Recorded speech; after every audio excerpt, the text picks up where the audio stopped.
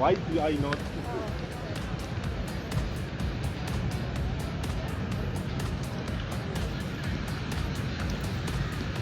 Alam nyo kayo, nagkakagulo kayo dyan. Eh ako, napaka-chill ko lang dito. Nagkakagulo na kayo dyan. Kayong mga trolls. Ang dami nyo. Puro kayo nagkakagulo. Napaka-chill ko lang dito.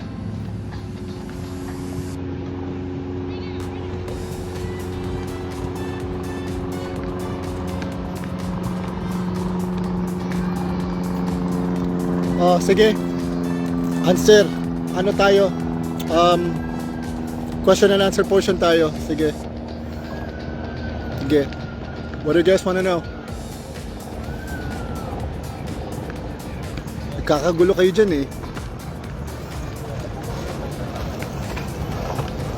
Hello everyone, good morning. Dito ano na, pa-sunset na dito. Pa-sunset na dito guys. Ito lang naman kasi gusto ko eh. Ang dami nilang saksat, di ba? Ang dami nilang sinasabi. Actually, si Mr. T is somewhere around. We're just out today. We're just trying to enjoy the day today. We're just trying to live, you know? And, yun na nga, ang dami nilang satsat, ang dami nilang pangapasakali eh. Ang gusto, isa lang naman gusto namin. Gusto namin na magpa-hair follicle test siya. Di ba? Ganun lang naman. Napaka-simple lang. Kasuhan nila ako. Kung peki nga talaga yung nilalabas namin, edi patunayan nila na peki yun. It's that simple. Kasuhan nila ako. Diba?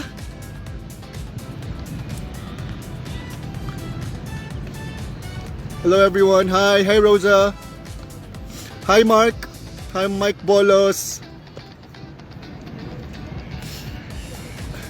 Huwag kayong maniwala sa mga ano sa mga statement ni Claire Castro na circulating. It's not her. I don't know who made that statement, pero hindi yon si Claire Castro. Morning, anong oras na ba dyan? Dito ano na? 5:26 na dito. And ang haba ng ano dito ng beach, so they wouldn't know where I am exactly. My exact location, they wouldn't know. Uy, watching from Malaysia, hello.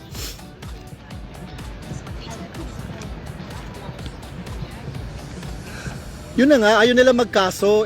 Anong petsa na ba? Anong petsa na since nilabas namin yun ni Mr. T?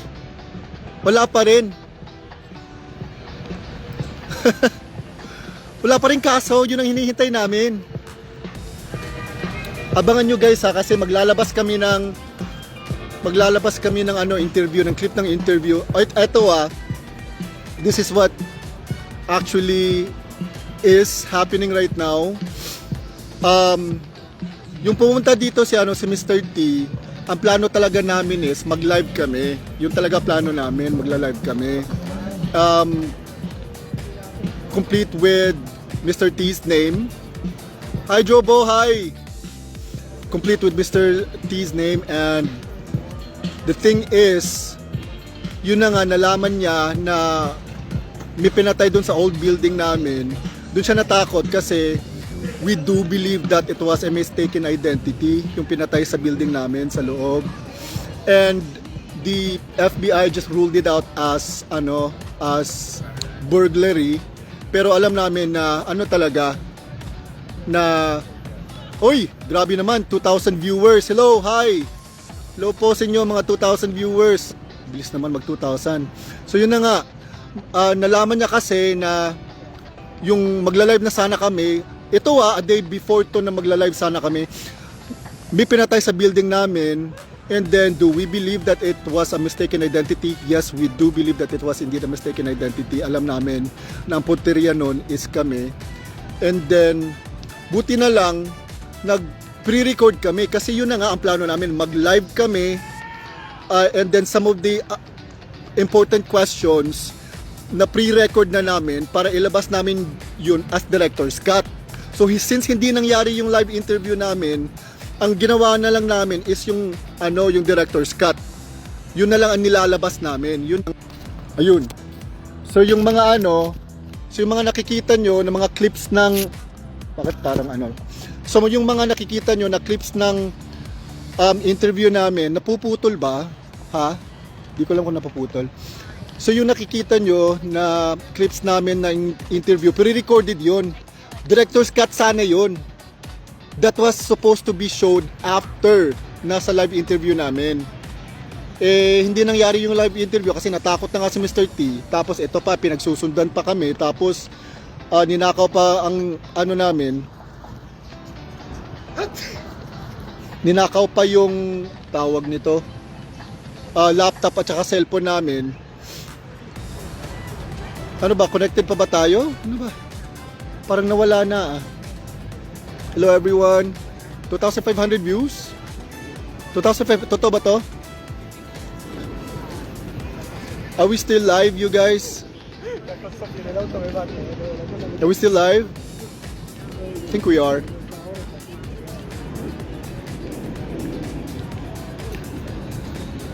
I'm not sure if we're still live, if we're still connected or what. Ano ba? Are we still live? Are we still connected? Ayun. Sorry ha, paputol-putol, di ko alam kung anong nangyayari. Maybe it's the connection. So yun na nga. Yun sanang gagawin namin. Dapat after na yung nilalabas namin ng clips ng namin ng interview. Ano lang yon? Cuts lang yon ng ano ba yan? Si Maman tumatawag. Ayun na nga. Clips lang yun talaga dapat ng ng director's cut ng live after the live. Hindi nangyari yung live. Di ko alam ha, inuulit ko lang kasi di ko alam kung naririnig nyo kasi parang paputol-putol, ang hirap ng ng connection dito. So yun na nga. I hope you understand you guys. And ngayon, saan na ba si Mr. T? And ngayon, my mom is calling for some reason. Wow, 2,600 viewers. Yes, hi watching from Japan. So you guys watch out because Mr. T and I are contemplating on, we have actually had this conversation na ilalantad na namin ang identity niya, but we'll still find out, we'll still see kung mangyayari ba yon. Ano bang, so yeah, we still don't know if we're going to do that, but we have already had that conversation. Mr. T and I already had that conversation na ilalabas namin. Speaking of Mr. T, kanina pa yun ah. Ay, ang haba ng linya ng ng banyo. Haba ng linya ng CR guys, pero po my mom is calling.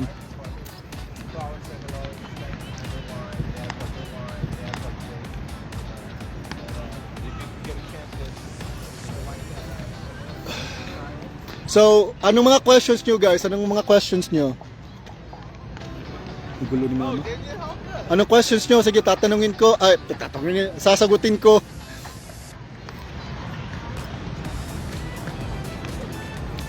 Oh, 3,000 viewers. Hi. Hello, 3,000 viewers. Ang haba ng ng linya sa CR. Andun siya.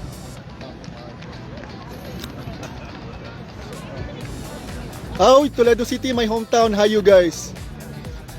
So, we now have officially 3,000 viewers right now.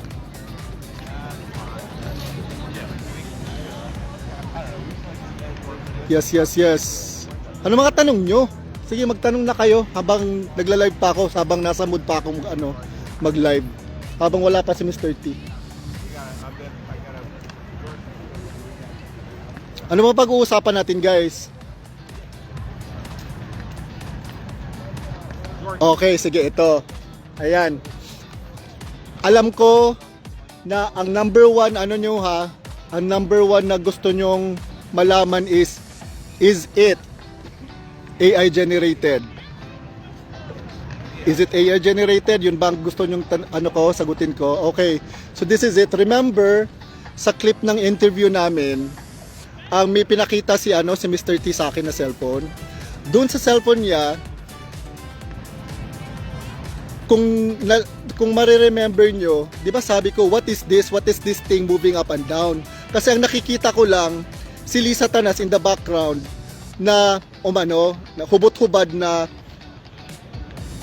dumaan sa background. Pero may isang tawag nito, gumagalaw na moving up and down. Tinanong ko siya, what is this thing moving up and down? It's too close to the screen.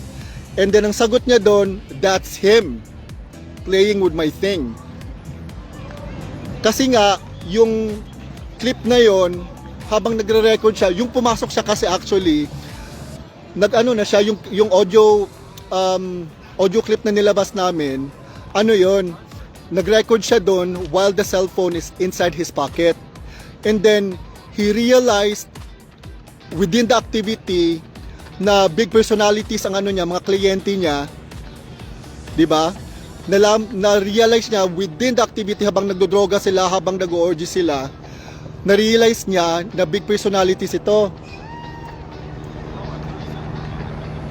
I'm live!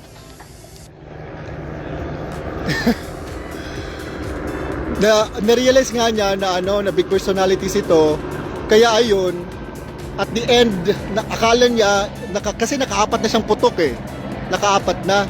So akala niya yun na end na yun kasi madaling araw na din, gusto na din niya umuwi. So ayun, nagpre-pretend siya na nagbubook siya ng Uber. Yun, nagpre-pretend siya, nagbubook ng Uber. Tapos, habang nagpre-pretend siya, sinabihan siya ni Lisa Tanas na no, you don't have to book a ride. We'll have one of our drivers take you home. Yun ang sabi niya, di ba? As nakita nyo doon sa sa interview at saka sa audio file na nirelease namin. Ayun. So, maririnig nyo talaga na nagsasalita si Lisa Tanas, tapos sabi pa ni Bangag doon na money is not an issue, money is not an object. And then, ayun, nabayaran siya ng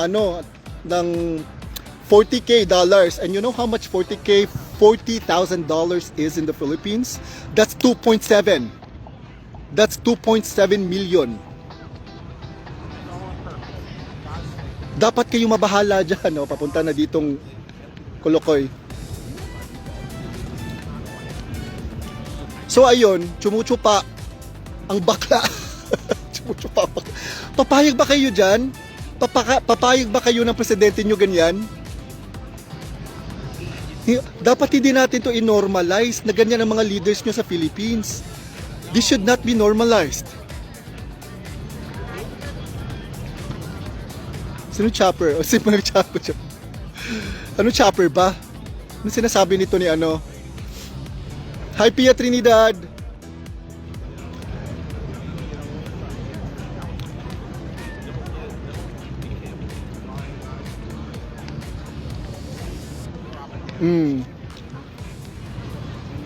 I'm live.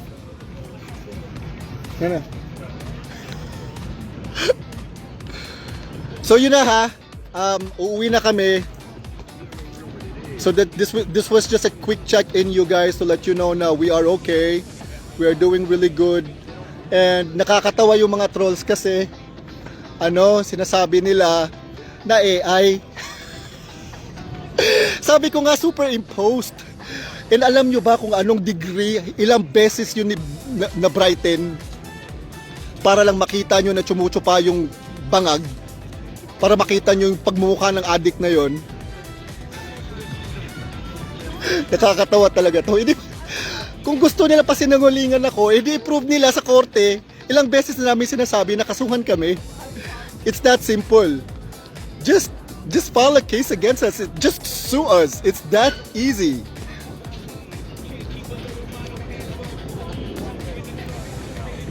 Nakaapat na putok. Oy, teka lang, na-realize ko. So, 4 ay, grabe. So, since 40K, so tag 10,000 kada putok. Sana all.